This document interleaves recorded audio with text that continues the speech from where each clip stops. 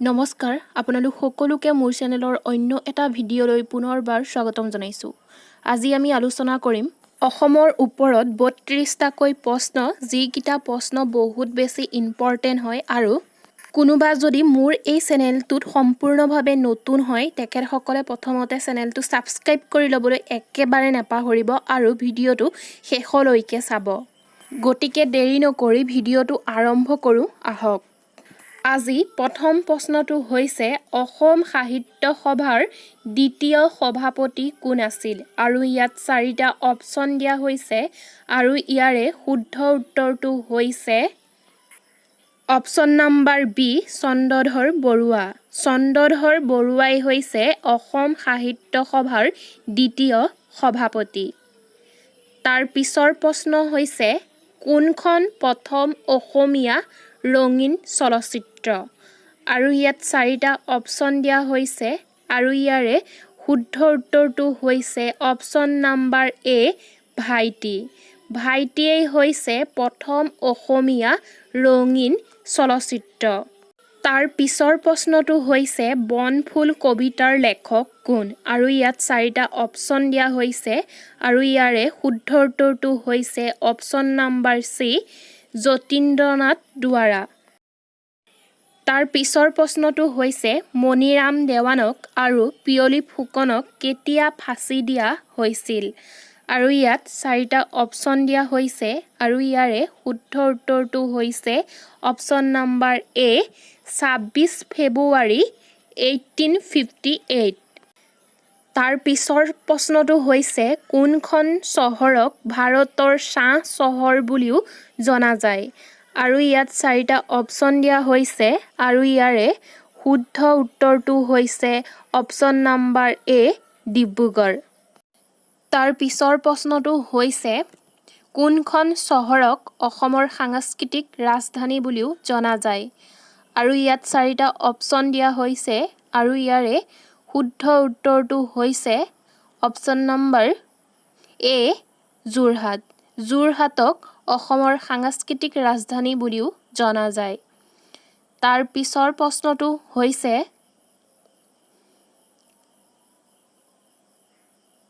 জনসংখ্যা অনুসৰি অসম হৈছে ভাৰতৰ কিমানতম সৰ্ববৃহৎ ৰাজ্য আৰু ইয়াত 4টা অপচন দিয়া হৈছে আৰু ইয়াৰে শুদ্ধ উত্তৰটো হৈছে অপচন নম্বৰ চি 15তম।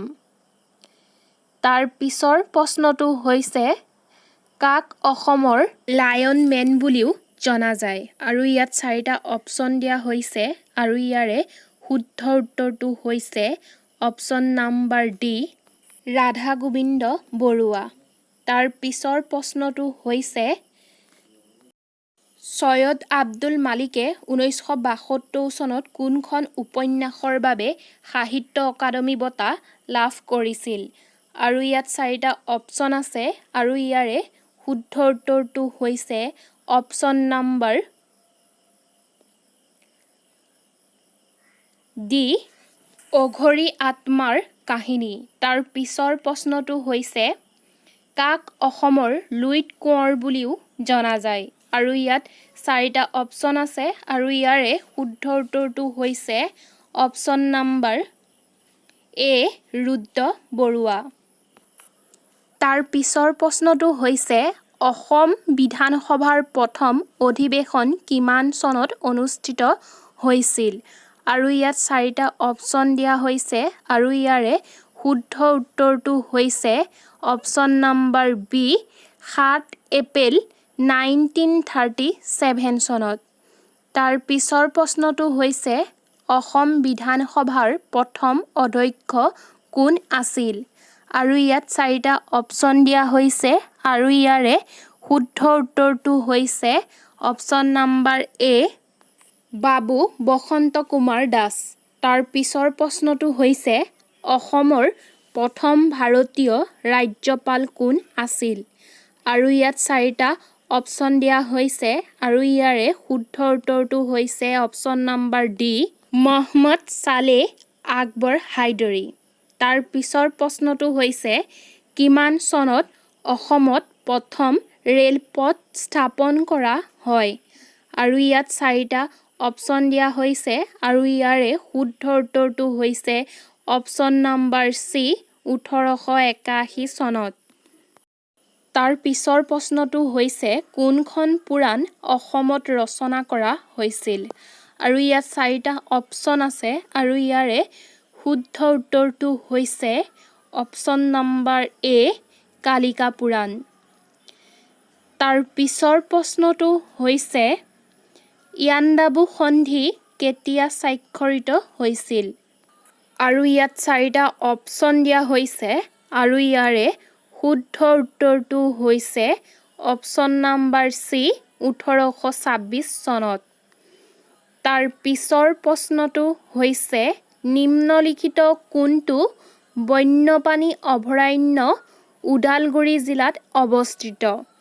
আৰু ইয়াত 4টা অপশ্যন আছে আৰু শুদ্ধ উত্তৰটো হৈছে অপশ্যন নম্বৰ বি বৰনদী। তাৰ পিছৰ প্ৰশ্নটো হৈছে নিম্নলিখিত কোন অসম উপত্যকাৰ সাহিত্য বঁটা প্ৰাপ্ত কৰা প্ৰথমজন আছিল? আৰু ইয়াত 4টা অপশ্যন দিয়া হৈছে আৰু ইয়াৰে শুদ্ধ উত্তৰটো হৈছে অপশ্যন নম্বৰ এ ভৱেন্দ্ৰনাথ শইকীয়া। তাৰ পিছৰ প্ৰশ্নটো হৈছে অস্তৰাগ উপন্যাসৰ লেখক কোন?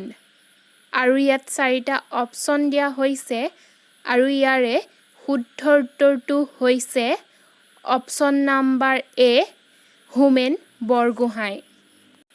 তাৰ পিছৰ প্ৰশ্নটো হৈছে কোন বছৰত ৰবাৰ্ট বুছে অসমত চাহ আৱিষ্কাৰ কৰিছিল? আৰু ইয়াত 4টা অপশ্যন দিয়া হৈছে আৰু ইয়াৰে শুদ্ধ উত্তৰটো হৈছে অপশ্যন নম্বৰ এ 1823 চনত। তাৰ পিছৰ প্ৰশ্নটো হৈছে অসমৰ কোনখন জিলা আটাইতকৈ দীঘল আন্তঃৰাষ্ট্ৰীয় সীমান্ত আছে? আৰু ইয়াত 4টা অপশ্যন দিয়া হৈছে আৰু ইয়াৰে শুদ্ধ উত্তৰটো হৈছে অপশ্যন নম্বৰ চি ধুবুৰী। তাৰ পিছৰ প্ৰশ্নটো হৈছে পুলিচ ট্ৰেইনিং কলেজ প্ৰথমবাৰৰ বাবে 1948 চনত ক'ত প্ৰতিষ্ঠা কৰা হৈছিল? আৰু ইয়াত 4টা অপশ্যন দিয়া হৈছে আৰু ইয়াৰে শুদ্ধ উত্তৰটো হৈছে অপশ্যন নম্বৰ এ শালনিবাৰী। তাৰ পিছৰ প্ৰশ্নটো হৈছে অভিযাত্ৰী উপন্যাসখন কোনে লিখিছিল? আৰু ইয়াত 4টা অপশ্যন দিয়া হৈছে আৰু ইয়াৰে শুদ্ধ উত্তৰটো হৈছে option number C Nirupama Borgohain. তাৰ পিছৰ প্ৰশ্নটো হৈছে কোন চনত অসমত দূৰদৰ্শন কেন্দ্ৰ স্থাপন কৰা হৈছিল যাতে অসমীয়া ভাষাত কাৰ্যসূচী সম্প্ৰচাৰ কৰা হয়? আৰু ইয়াত 4টা অপশ্যন দিয়া হৈছে আৰু ইয়াৰে শুদ্ধ উত্তৰটো হৈছে অপশ্যন নম্বৰ বি 1991 চনত।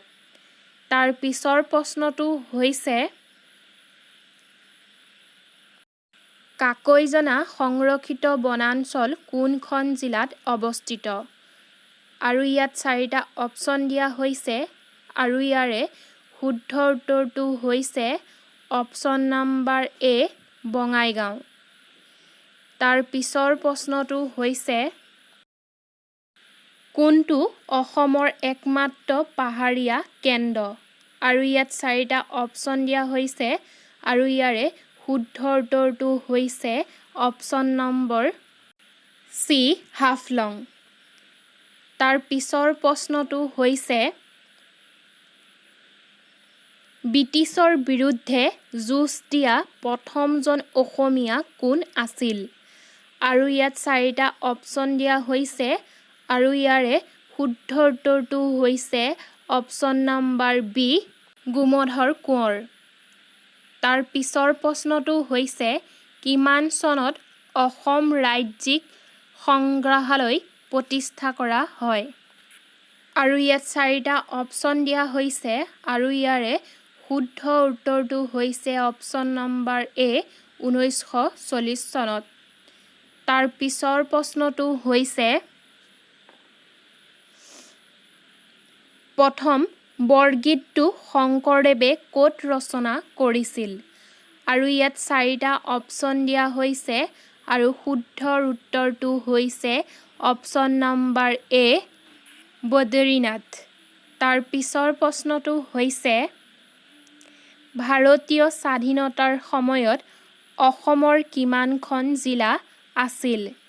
আৰু ইয়াত 4টা অপশ্যন আছে আৰু ইয়াৰে শুদ্ধ উত্তৰটো হৈছে অপশ্যন নম্বৰ বি 13খন। 13খন জিলা আছিল। তাৰ পিছৰ প্ৰশ্নটো হৈছে কোনখন জিলাত বড়োলেণ্ড টেৰিটৰিয়েল কাউন্সিলৰ অধীনত নাই? আৰু ইয়াত 4টা অপশ্যন দিয়া হৈছে আৰু ইয়াৰে শুদ্ধ উত্তৰটো হৈছে অপশ্যন নম্বৰ ডি বঙাইগাঁও। তাৰ পিছৰ প্ৰশ্নটো হৈছে কিমান চনত অসমৰ প্ৰদূষণ নিয়ন্ত্ৰণ ব'ৰ্ড প্ৰতিষ্ঠা কৰা হয়? আৰু ইয়াত 4টা অপশ্যন দিয়া হৈছে আৰু ইয়াৰে শুদ্ধ উত্তৰটো হৈছে অপশ্যন নম্বৰ ডি 1975 চনত। তাৰ পিছৰ প্ৰশ্নটো হৈছে